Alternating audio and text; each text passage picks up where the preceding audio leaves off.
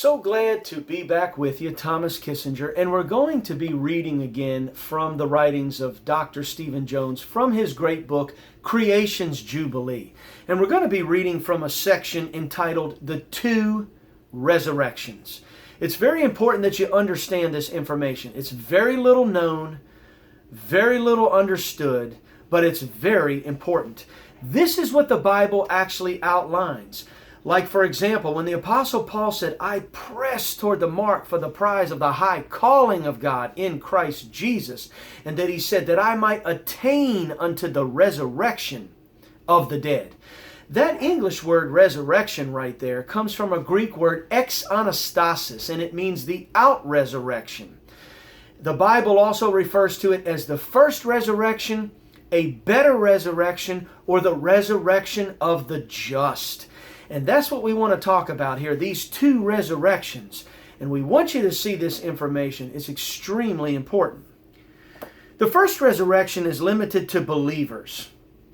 For Revelation chapter 20 verse 6 says, Blessed and holy is the one who has part in the first resurrection. The allegorists later taught that resurrection was the equivalent of salvation. And they spiritualized resurrection to mean the one who is dead in trespasses and sins has now come into the life of Jesus Christ. While that is certainly a valid application of the principle, it goes against the Hebrew mindset in general and the Apostle Paul's entire dissertation on the resurrection in 1 Corinthians chapter 15. Paul may apply the idea of resurrection to one's present condition in Christ, but nowhere does he define resurrection in such a limited way. In fact, as an ex-Pharisee, he was well acquainted with the controversy. No doubt he had argued with the Sadducees many times over the issue of a literal physical resurrection. Job chapter 19 verses 25 through 26 says, And as for me, I know that my Redeemer lives, and at the last he will take his stand on the earth. Even after my skin is destroyed, yet from my flesh I shall see God. Daniel 12:2 says, And many of those who sleep in the dust of the ground will awake, these to everlasting life, but the others to disgrace and everlasting contempt. That English word everlasting comes from the Hebrew word olam, and it means a hidden or concealed amount of time, or of the ages, or belonging to the ages. These verses shaped Hebrew Pharisee doctrine in which Paul had been educated. If Paul had deviated from this view, it is certain that he would have left us a record of it in 1 Corinthians chapter 15. But there is no trace of deviation. In fact, he proves the fact of our own resurrection by the example of Jesus Christ himself. The only so-called Christians in the early church who argued against the physical death and resurrection of Jesus were the Gnostics. John was particularly repulsed by Gnostic teaching. There's no place in any of John's writings to indicate that he had deviated from the Hebrew idea of resurrection. And so to adopt the Greek view of resurrection and to redefine it, as some did long after the death of the apostles, is not credible or sustainable in my view. The first resurrection is a corporate event, not a personal one. A corporate event is like the day of Pentecost in Acts chapter 2, whereas personal event is like the day that Cornelius and his friends experienced Pentecost for themselves. These are distinct events.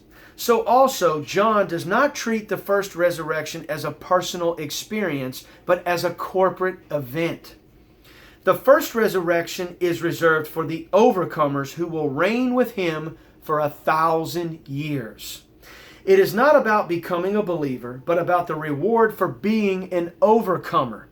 It is not about citizenship in the kingdom, but about rulership.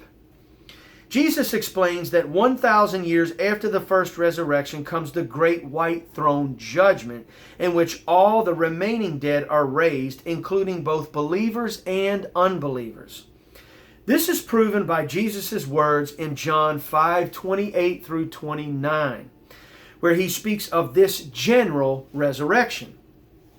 Do not marvel at this, for an hour is coming in which all who are in the tombs shall hear his voice, and shall come forth, those who did the good deeds to a resurrection of life, those who committed the evil deeds to a resurrection of judgment. Note that this is a single hour, that is, both just and unjust will be raised at the same time.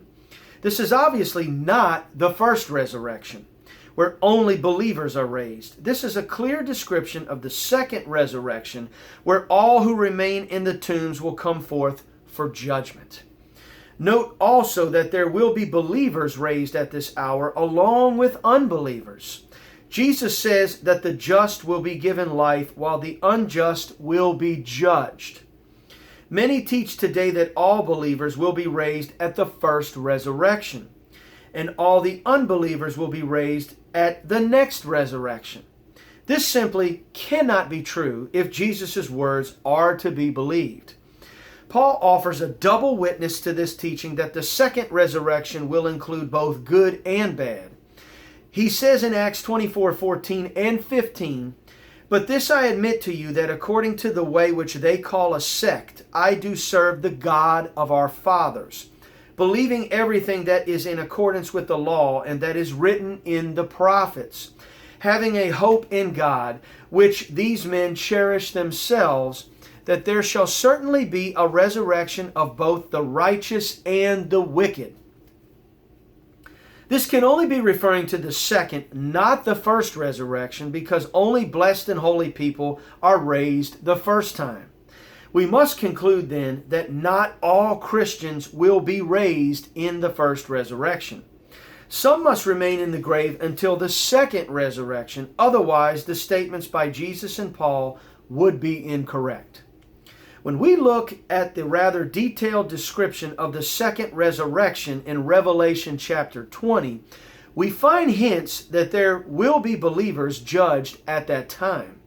The very fact that the book of life is opened, chapter 20, verse 12, hints at this. Why would the book of life be opened if no one standing there were written in it? Furthermore, verse 15 strongly implies this when John says, "And if anyone's name was not found written in the book of life, he was thrown into the lake of fire." Certainly, this means that many will be found written in that book, and those who are will be given life at that time, as Jesus said. Who are these believers? Why would they need to be judged? I believe the key is found in Jesus' teaching in Luke chapter 12, verses 35 through 50. And we'll stop there for now and let you digest this so it can sink in and you can know. The Bible speaks of a first resurrection for the overcomers. That's the barley harvest. And it speaks of a second resurrection for the believers of the church in general and the unbelievers. That's the wheat harvest and the grape harvest.